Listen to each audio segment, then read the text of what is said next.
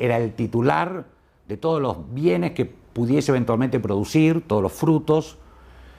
Y entonces se empezó a plantear, por ejemplo, quién era el que administraba y el que determinaba el destino de los óvulos que realizaban a ese templo que había sido construido en un fondo donado por una determinada persona, quién se encargaba de la administración de los diezmos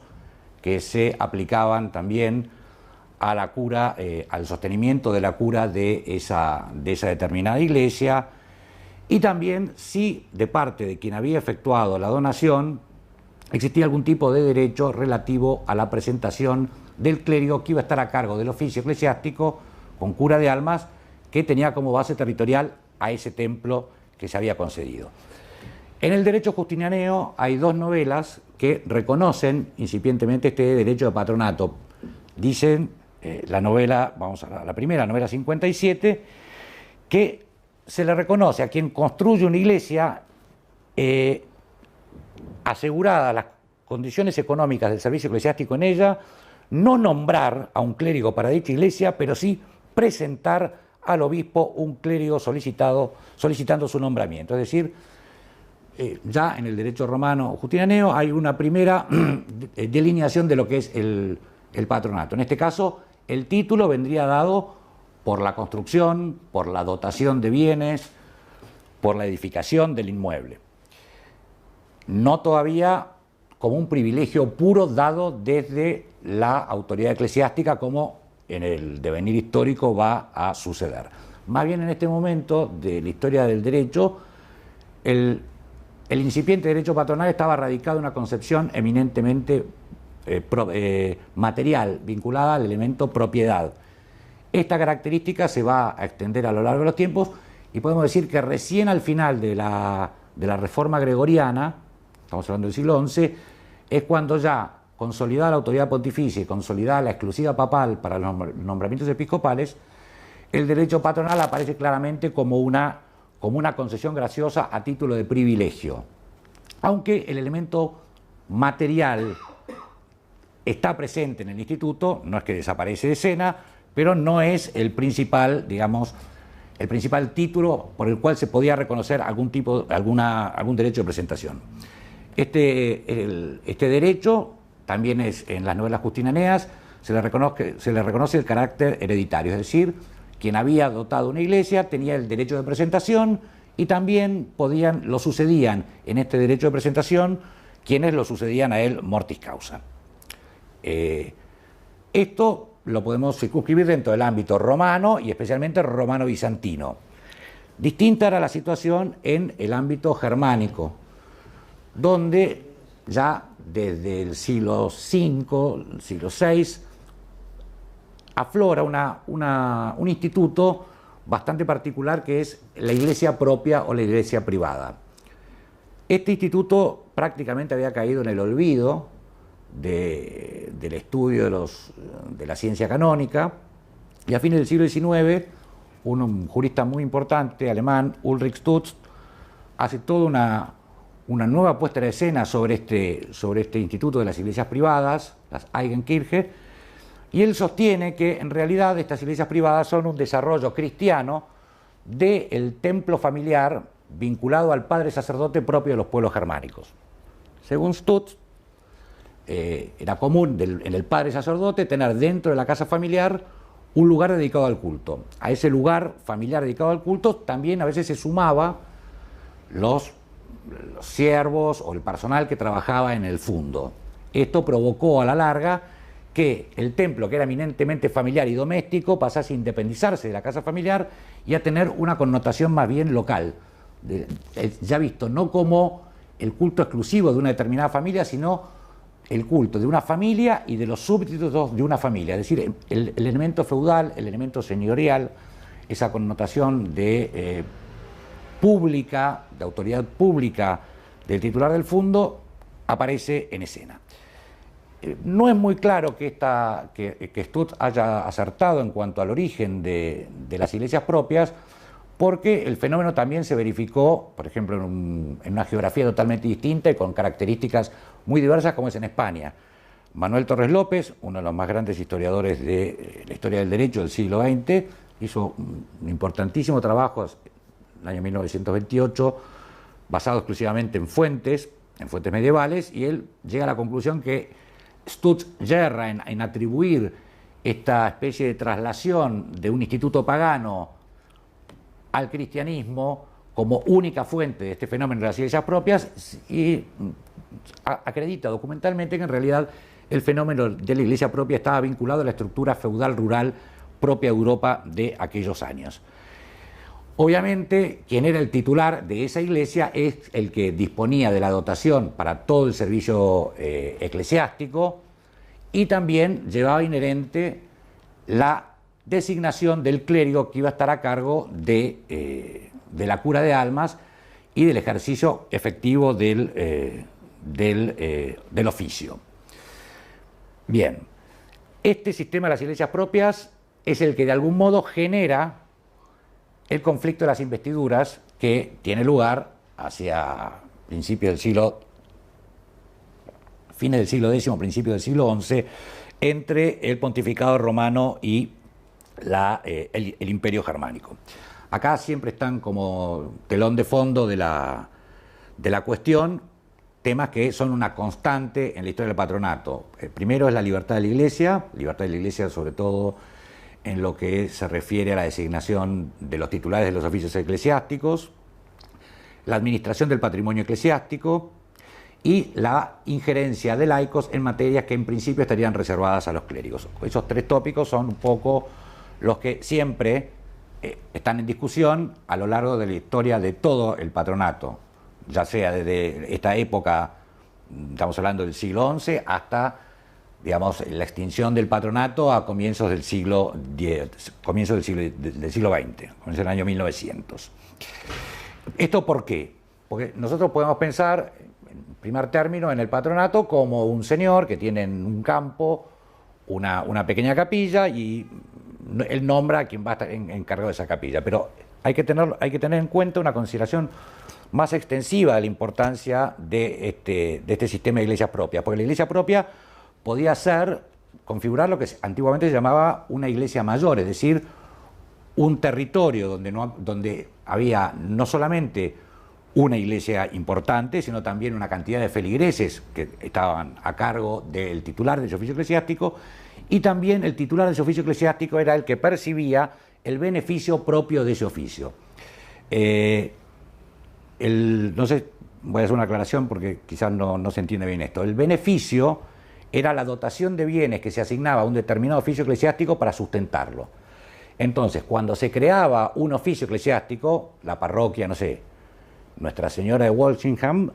se dotaba a la parroquia de una cantidad de bienes para que esos bienes sirviesen para el sostenimiento de los clérigos que estuvieran afectados a esa determinada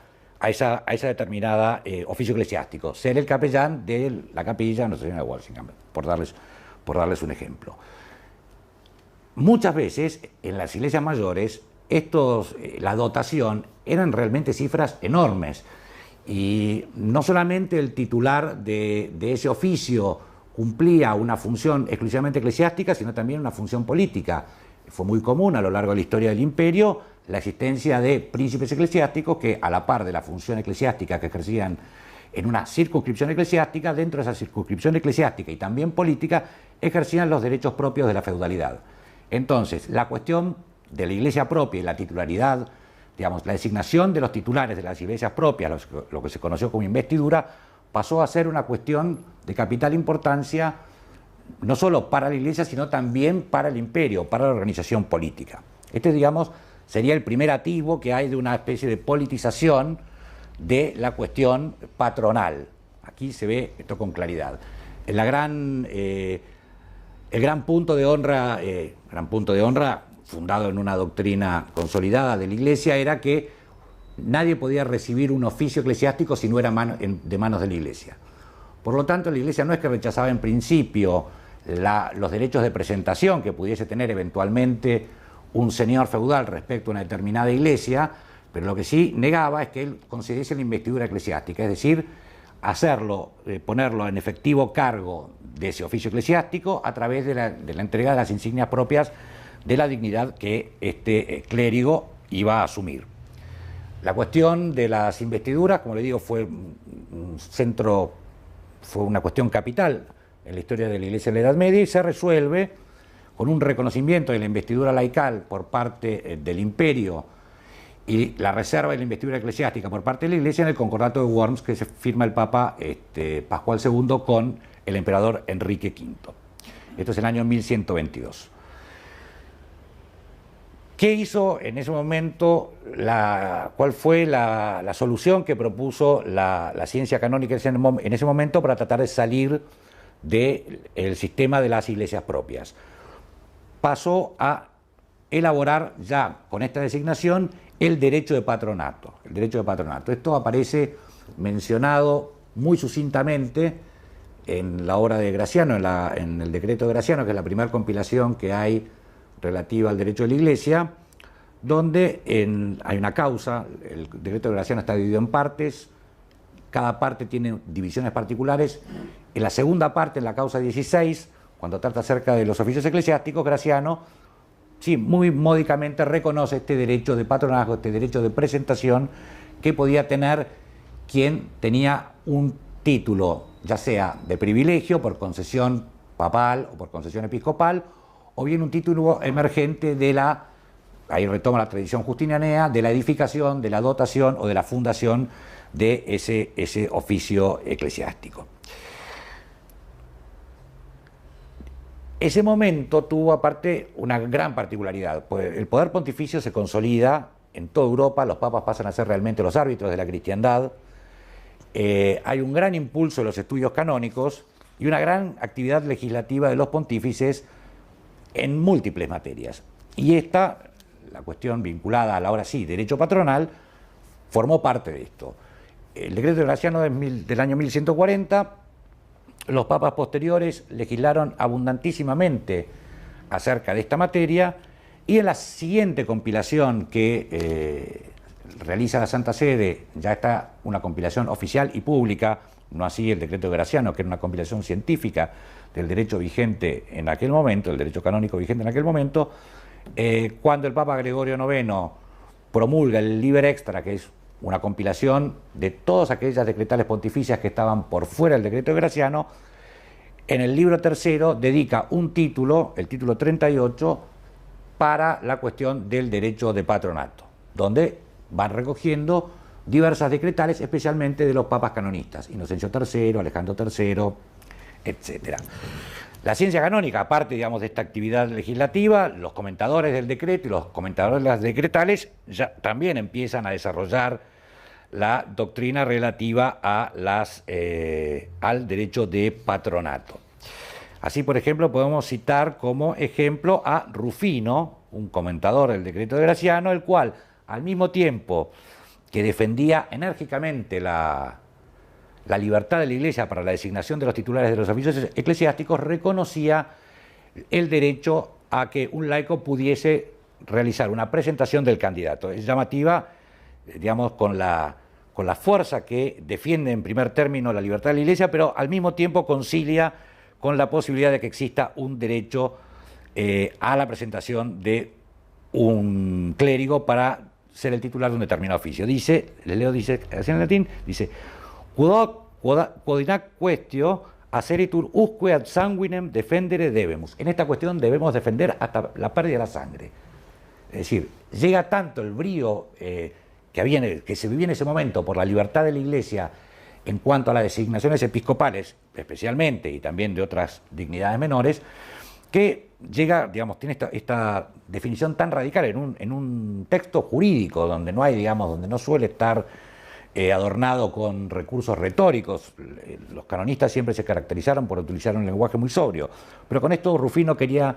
recalcar la importancia de la libertad de la Iglesia, pero sin desconocer los derechos que pudiese tener por privilegio el fundador de una iglesia a presentar un candidato. Para el siglo XIII, este derecho patronal reconocía pacíficamente tres títulos: la fundación, la edificación y la donación, y también posteriormente se reconocieron el título de concesión pontificia, poco caída de Maduro, episcopal, y también la cuestión de la prescripción. El patronato, tal cual lo encontramos delineado en estos textos recopilados en el Liber Extra, va a pervivir en el derecho de la Iglesia hasta la codificación de 1917, impulsada en su momento por el Papa San Pío X y promulgada por el Papa Benedicto XV. En el Código de 1917 se proscribe la creación de nuevos patronatos, aunque se reconoce la vigencia de los existentes, ya sea por la existencia de cargas inherentes a los bienes dotales de ese determinado oficio eclesiástico, o cuando estos derechos patronales hubieran tenido origen en una concesión pontificia, en un acuerdo, en este caso un acuerdo, hoy llamaríamos un acuerdo internacional. La legislación vigente, el Concilio Vaticano II, el decreto Christus Dominus sobre los obispos, también instó a la extinción de los patronazgos que hubieran quedado remanentes, patronatos que aquí en América no se conocieron, pero sí quizás en el centro de Europa, donde hasta entrado el siglo XX los fundadores de determinados patronatos tenían facultad de designación por las cargas que implicaban. Se trató de ir, aquellos patronatos que no tenían carga fueron declarados extinguidos. Los que tenían carga se trató de concertar con los herederos la liquidación de las cargas para lograr una designación. Ahí se dio un caso particular que creo que tiene después una clara incidencia en lo que se refiere a los intentos patronales de las repúblicas americanas después de las independencias, que es que era una cuestión fundamental que el titular, dado que era una cuestión eminentemente canónica, que el titular del derecho patronal tenía que ser católico. Entonces, me acordé cuando les mencioné lo de Hungría, porque en el caso húngaro, cuando se trató de la ejecución de ciertas cargas patronales, había resultado que habían sucedido a diversos títulos en el inmueble gente, por ejemplo, judíos, que iban a ser ellos los titulares de los derechos patronales. La Santa Sede no desconoció los derechos patronales, pero para solicitar el efectivo ejercicio tenían que nombrar un procurador católico que intercediese, digamos, que actuase ante la Santa Sede, pues, digamos, era incomprensible que un derecho que estaba tan vinculado a la vida de la Iglesia pudiese estar en manos de alguien que no fuese católico. Para mí, esto es una clara muestra de por qué la persistencia en muchos gobiernos liberales durante el siglo XIX de mantener en los distintos proyectos constitucionales el tema de la confesionalidad del Estado. No tanto por una cuestión que tuviese que ver con una adhesión a la verdadera fe, a la doctrina de la Iglesia, sino una manifestación de confesionalidad puramente formal que les habilitaba en su mente la posibilidad de reivindicar, ya vamos a ver a qué títulos, los derechos patronales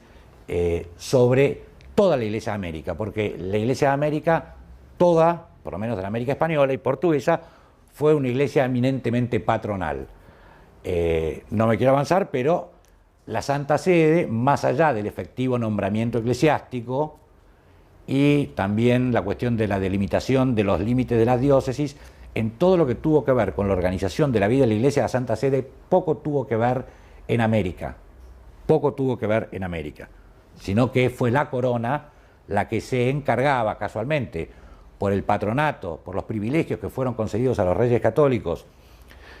a raíz del descubrimiento de América por parte de la Santa Sede. Le concedieron facultades enormes que abarcaban la totalidad de la vida de la Iglesia en América.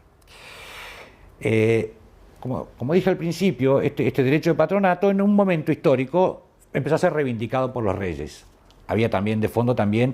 una cuestión vinculada a la titularidad dominial de los reyes, los reyes que eran los dueños efectivos del reino, una connotación así de tipo patrimonial. Entonces las monarquías comenzaron a reivindicar estos derechos relativos a la designación de los titulares de los oficios eclesiásticos y otros derechos conexos. Básicamente los derechos de patronato de los monarcas españoles en Indias son todos de origen pontificio. Son similares a los derechos patronales que había concedido la Santa Sede a los reyes católicos con ocasión de la Reconquista de Granada. había una cuestión práctica, eran los reyes quienes mejor conocían el territorio, eran los reyes quienes mejor conocían a las personas idóneas para poder ser designadas en los oficios, con lo cual la Santa Sede no tuvo un mayor inconveniente en, sobre todo por la situación que se había vivido en el Reino de Granada. No hubo la mayor objeción por parte de la Santa Sede en la concesión de estos derechos. Lo mismo había hecho la Santa Sede con relación a las facultades, privilegios y derechos de patronazgo que había concedido a la corona portuguesa para todos los territorios africanos o insulares que habían sido descubiertos por los marinos portugueses y donde radicado población portuguesa comenzó también una actividad de tipo misional, a veces encabezada directamente por la corona, otras veces por la Orden de Cristo, que fueron los sucesores de los templarios en el Reino de Portugal, aunque después el maestrazgo de la Orden de Cristo fue asumida por la corona y, todos los derechos de patronato portugueses eran dependientes de la corona. Teniendo como base ese modelo de concesión patronal, tanto para Portugal como para Granada, es que los papas van a conceder a los reyes de Castilla los privilegios, los títulos patronales sobre los reinos de Indias, ¿no? Pues las Indias, América, una pluralidad de reinos que conservaron sus distintas particularidades políticas y su entidad política propia, por eso se regían con un derecho propio, por eso había dos comunidades, la comunidad indiana y la comunidad española, que se regían por distintos derechos, y solamente se recurría al derecho castellano a modo de excepción cuando había alguna laguna del derecho para solucionar alguna cuestión. Los derechos patronales no son concedidos todos de una vez en un único documento, sino que hay distintos documentos papales en los cuales se van concediendo, reconociendo facultades, reconociendo privilegios y, con Julio II, con la concesión efectiva de los derechos patronales. Todos los historiadores de derecho indiano y del derecho canónico indiano son contestes en que el fundamento principal del llamado patronato regio lo encontramos en la primera de las bulas interchetera del Papa Alejandro VI a los reyes católicos, por los cuales se les concede Indias en miras a la evangelización. La segunda interchetera es de delimitación, es la que arregla la cuestión limítrofe con la corona portuguesa. A esta bula interchetera le siguen la bula eximi devotionis, que es una bula de comunicación, es decir, que todo lo que se refiere al ingreso de europeos en términos en los terrenos americanos, la bula Dududum Siquidem, donde se amplían los privilegios que se habían concedido en interchetera, y la Pius Fidelium, dirigida a Fray Boyle, referida a las misiones realizadas por las órdenes religiosas en América. El patronato, en cuanto tal, el patronato sobre todos los oficios eclesiásticos de Indias es recién concedido en el año 1508 por medio de la bula Universalis Ecclesiae Regiminis del Papa Julio II. Los términos de esta bula son bien claros en cuanto a lo que habitualmente se conoce como el núcleo fuerte del núcleo duro de los derechos patronales, que es la designación de obispos. Leo lo que dice esta bula respecto de las designaciones. Dice que ninguna iglesia, monasterio o lugar piadoso en aquellos lugares e islas ya adquiridas, como las que serán adquiridas a futuro, pudieran ser erigidas o fundadas sin el consentimiento de los citados reyes, y como conviene para lograr que a cargo de los oficios inherentes a dichas iglesias, monasterios y lugares piadosos se designen personas idóneas, a los mismos reyes se les concede el derecho de patronato y de presentación tanto para las iglesias metropolitanas como para las demás catedrales erigidas o a erigirse con el tiempo y para cualquier otro beneficio eclesiástico. Esto habla a las claras que hay una concesión bien clara, que no es solo para las iglesias metropolitanas, sino también para otras circunscripciones eclesiásticas menores, es que van a ser los reyes de Castilla quienes van a presentar al romano pontífice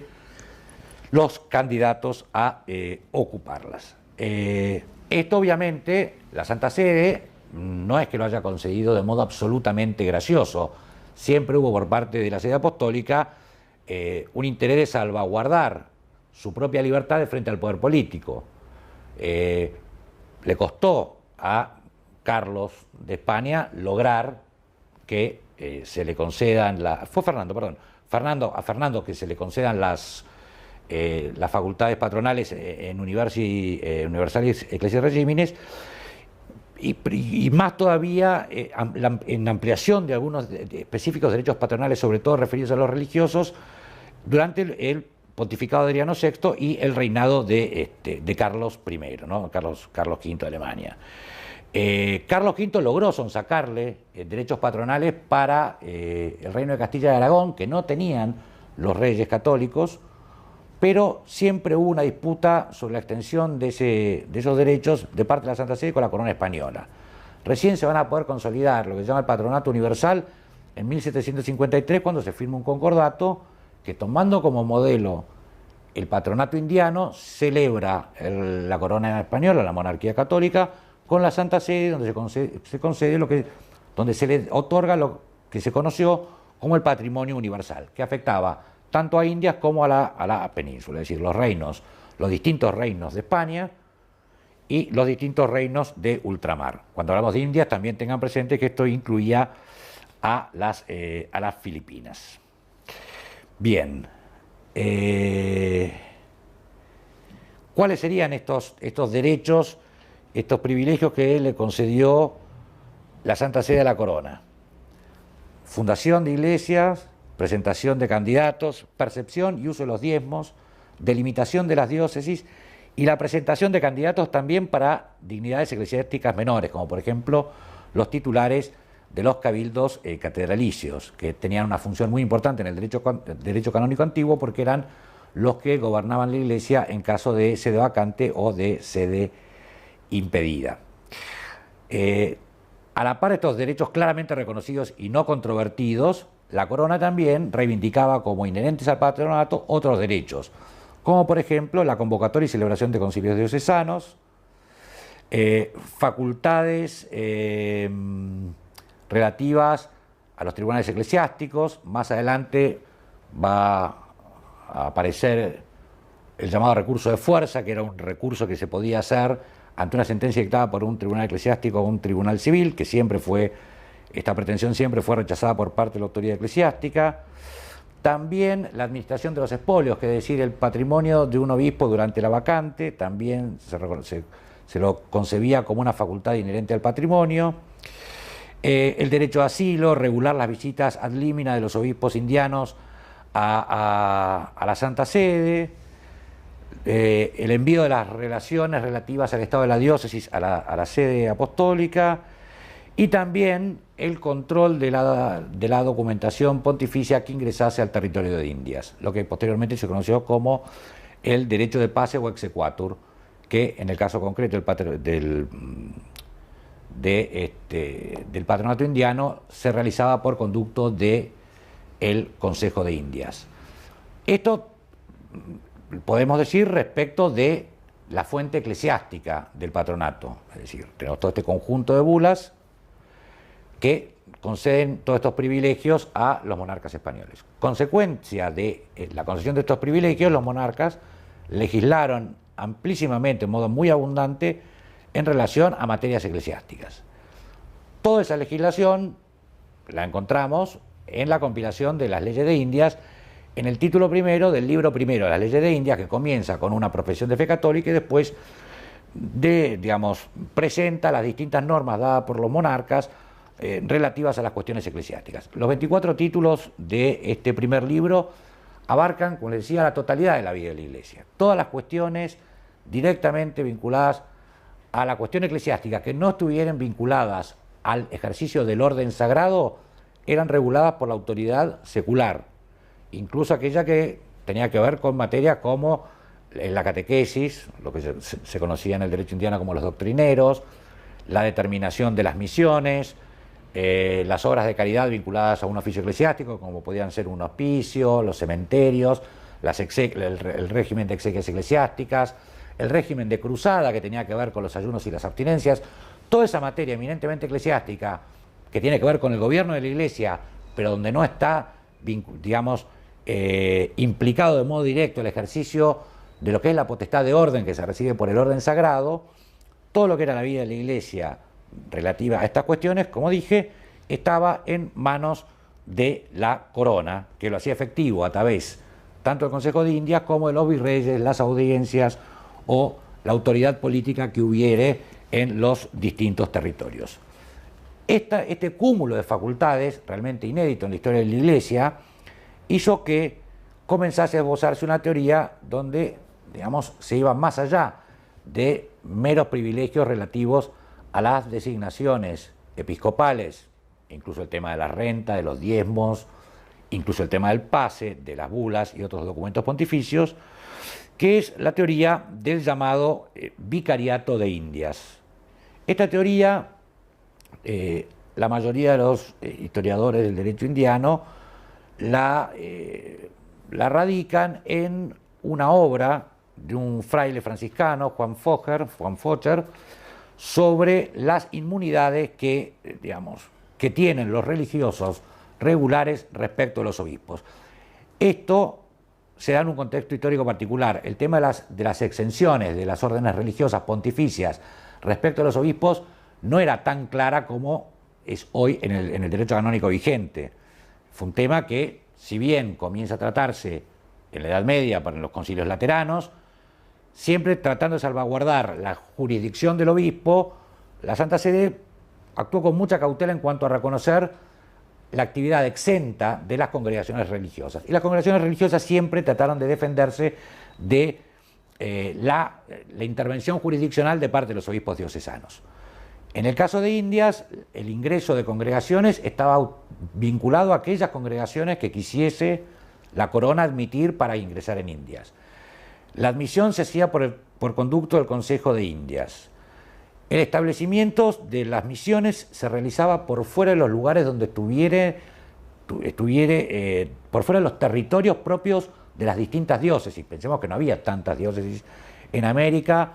La delimitación de los territorios se circunscribía a aquellos lugares en donde efectivamente había presencia española, con lo cual había amplísimos espacios territoriales donde aún la obra de pacificación y evangelización de la monarquía no había llegado, y eran esos lugares donde ejercían de modo eminente su actividad misionera, su actividad evangelizadora, las misiones de las congregaciones religiosas. Para salvaguardar la injerencia episcopal es que, digamos, Focher y tras él Avendaño y otros canonistas provenientes de órdenes religiosas exaltan las facultades que tenía la corona en materia eclesiástica y sostienen que en realidad lo que pasaba en Indias no se trataba de un mero derecho patronal, sino en realidad de una delegación vicarial, donde los reyes de Castilla actuaban como vicarios del Romano Pontífice en todo el territorio indiano, lo que daría, como dije hace un rato, una rarísima conjunción de que en una misma persona recaía tanto el poder secular como, excluido lo sacramental, el poder religioso. Y esto, digamos, se ve muy patente. Esta teoría, digamos, llega a su pináculo en cuanto a la elaboración teorética en una de las obras más famosas del derecho indiano, que es el de Indiarum Jurium, de Juan Solórzano de Pereira, el más famoso de todos los juristas indianos. Esta obra, donde desarrolla y justifica y teoriza acerca del vicariato, fue objeto de censura de parte de la Santa Sede, y de hecho la obra fue incluida en el índice de las obras prohibidas. Pero era tal la conciencia que tenía la Santa Sede de la obra misional que, digamos, si bien condenó desde lo teorético la teoría vicarial, en la práctica nunca se opuso al ejercicio efectivo de todas aquellas prerrogativas que implicaba la teoría vicarial. De hecho, por ejemplo, la Congregación de la Propagación de la Fe, la famosa Congregación de Propaganda, que había sido creada a un siglo y monedas del descubrimiento de América, y que era la encargada de llevar adelante, de supervisar la actividad misionera de la Iglesia Católica en las tierras infieles, prácticamente no tuvo intervención alguna en lo que era el mundo indiano. Sí la tenía en el Canadá, sí la tenía en algunos territorios de los Estados Unidos, pero no la tenía en el mundo indiano. También la corona se opuso radicalmente a la presencia de un nuncio apostólico para las Indias, ya que todas las comunicaciones con la Santa Sede y las informaciones se iban a dar a la Santa Sede por conducto del Consejo de Indias. Es decir, que de parte de la corona hubo un celoso accionar respecto a la tutela de estos derechos que habían sido concedidos e incluso de aquellos derechos extendidos que sus propios juristas áulicos inferían de las facultades, ya sea tanto del patronato como del vicariato. El vicariato se entiende ciertamente desde la perspectiva de lo que se llamó, los autores llamaron el Estado misionero, es decir, una comunidad política donde la autoridad secular es la que toma como un cargo inherente a su propia majestad la misión evangelizadora. Entonces habría ahí, digamos, este Estado misionero es el que nos hace comprender cómo la Santa Sede consintió una limitación a su accionar directo en una materia tan importante y en territorios tan extensos y por tanto tiempo. Algunos autores ven en esta concepción, en esta teorización del patronato y el vicariato como una suerte de regalismo. El regalismo es una tendencia, una tendencia política, una tendencia jurídica. Es muy difícil poder ceñirlo a algo bien concreto. El regalismo es la pretensión de la autoridad política de intervenir en materias eclesiásticas, no cuando cuando la Iglesia consiente, sino en virtud de la propia majestad, es decir, como un atributo inherente a la soberanía, existe un derecho que tiene el poder político para intervenir en cuestiones eclesiásticas. Esto es básicamente lo que se conoce como regalismo. Muchos autores dicen que durante el gobierno de los Austrias estuvo presente un elemento regalista y se podría llegar a admitir. Lo que pasa es que ese regalismo, por llamarlo de algún modo, nada tiene que ver con el regalismo como corriente doctrinaria que emerge en el siglo XVII y XVIII en el ámbito, especialmente en el ámbito francés, donde, como dije hace unos instantes, la fundamentación de la intervención de la potestad secular en materias eclesiásticas estaba vinculada de modo exclusivo y excluyente a la condición soberana, es decir, lo que se llamó después las regalías majestáticas, como aquellos derechos en materia religiosa que eran inherentes a la majestad, es decir, a la soberanía política. Se puede decir con bastante certeza que nunca a lo largo de la historia de los reinos de Indias bajo dominación española, o incorporados a la corona de Castilla, bueno, era una dominación como la entendemos hoy en día, sino que era un monarca que era el titular de unos reinos que eran distintos de otros reinos de los cuales también era titular, ¿no? El rey de España era el rey de Castilla, pero el rey de Navarra, era rey de las Baleares, era rey de Aragón,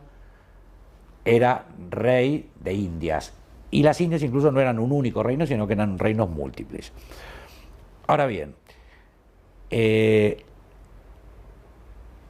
con el cambio dinástico, emerge ciertamente en el mundo español, sobre todo en las élites, una afición por ciertas ideas que provenían del ámbito francés, donde ahí sí, ya con una connotación un poco más, no solo política, sino también eclesiástica, pues tenía que ver con las llamadas libertades de la Iglesia Anglicana, se empieza a teorizar acerca de las potestades de los monarcas en materias religiosas. En el siglo XVIII, en España, hay un gran auge de la ciencia canónica, hay una proliferación enorme de escritos, de estudios, algunos de ellos bastante eruditos, de autores, algunos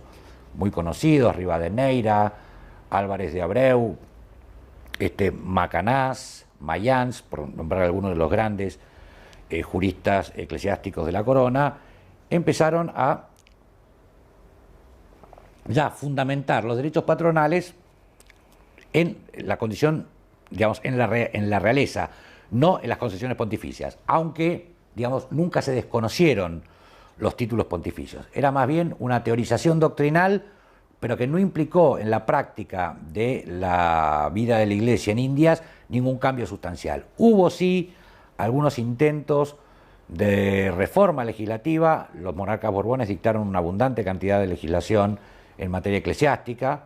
Una muy famosa es la referida al tomo eclesiástico, que impulsaba la celebración de concilios regionales para regular la vida de la Iglesia, tendencia que en el fondo tenía bastante que ver con una concepción episcopaliana de la autoridad en la Iglesia, propia del jansenismo, propia del galicanismo, que habían sido en parte las ideas motrices de todas estas ideas de tipo regalista. Se celebraron algunos concilios en Lima, en México, pero que no fueron reconocidos por la Santa Sede. Se llevó adelante una reformulación de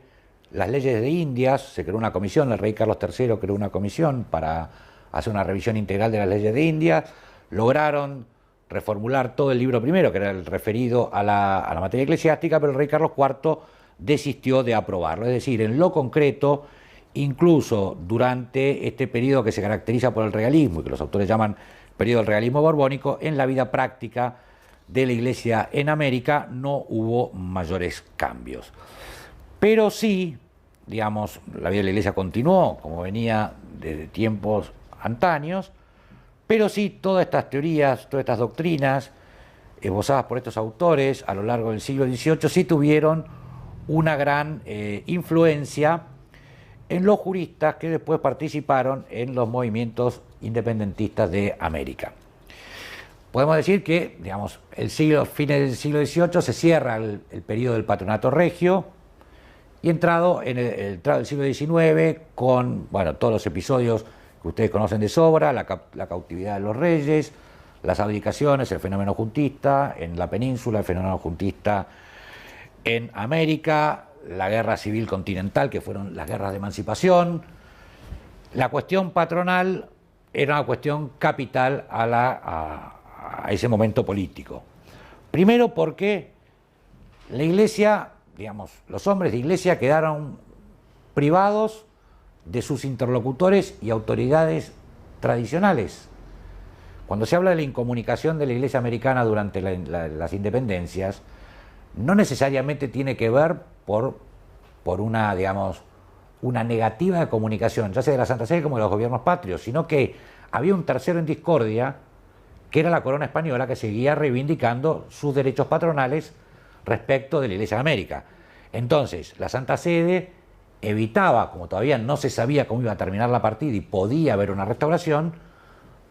la Santa Sede sí mandó la misión Musi, los viajes, toda la información que hizo el religioso Pacheco en la corte pontificia respecto a la situación de la Iglesia en América. En fin, el patronato se mantuvo como un tema capital durante todo el siglo XIX. Por un lado, también los gobiernos patrios muchas veces veían como un agente, digamos, contrarrevolucionario y realista a los hombres de Iglesia. ¿Por qué? Porque tenían una vinculación directísima de parte de la corona. Entonces, era una cuestión política capital para las jóvenes naciones americanas mantener el control de las autoridades religiosas. Los sucesivos gobiernos patrios de las distintas naciones americanas, todas reivindicaron para sí una sucesión de estos derechos patronales respecto de la corona de Castilla. Ya nosotros sucedemos la soberanía de Castilla, luego, como son derechos que son inherentes a la soberanía y no a la persona de los reyes y de sus sucesores, es que reivindicamos estos derechos. Esta reivindicación como atributo de la soberanía, la Santa Sede nunca la reconoció, nunca la reconoció. Pudo estar dispuesta a conceder a modo de privilegio derechos patronales o algún camino intermedio, como de hecho se dio en los sucesivos y múltiples concordatos que se celebraron con las naciones americanas durante todo la segunda mitad del siglo XIX. El arreglo de la cuestión patronal empezó a tomar mayor envergadura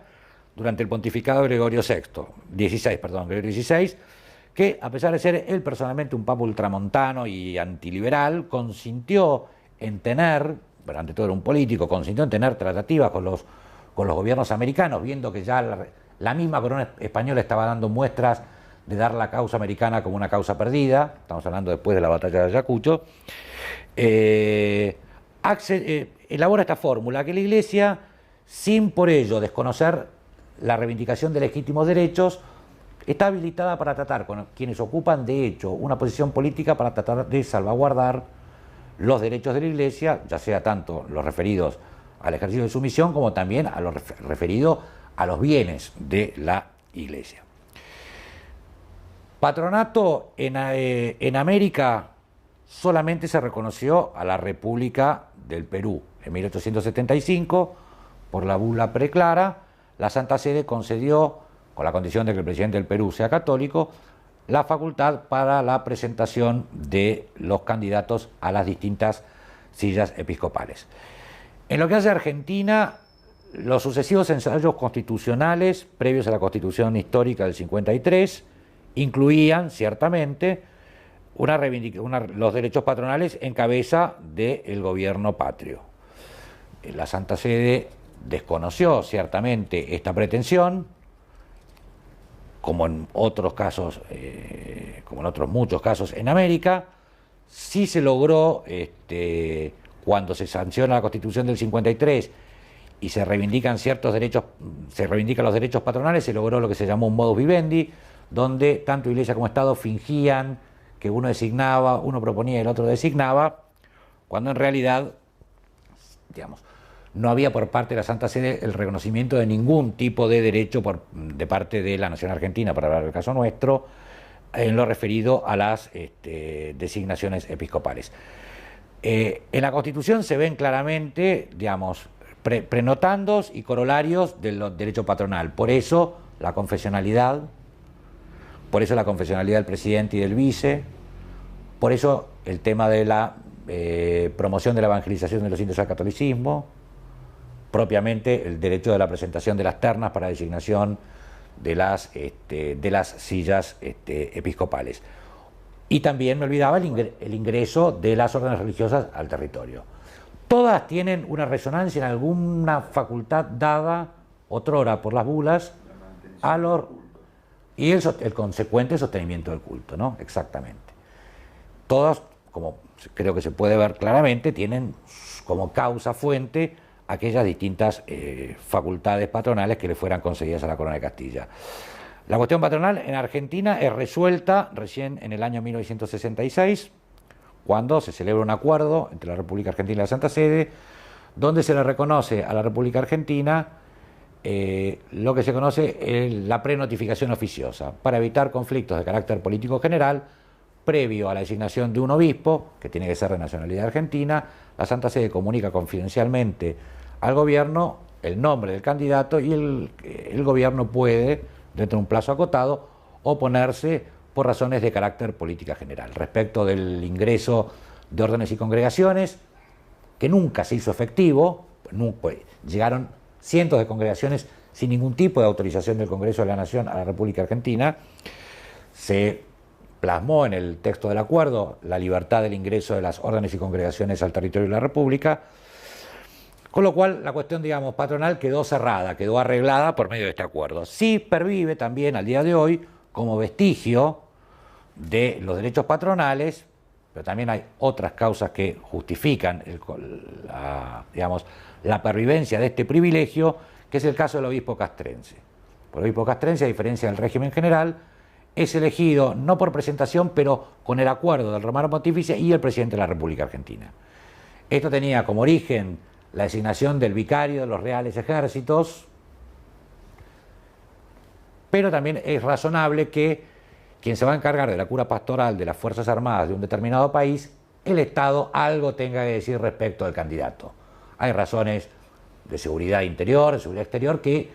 hacen absolutamente plausible que la Santa Sede conceda una cierta injerencia laical en la designación del obispo militar. Bueno, con esto creo que estamos en tiempo. Muchas gracias.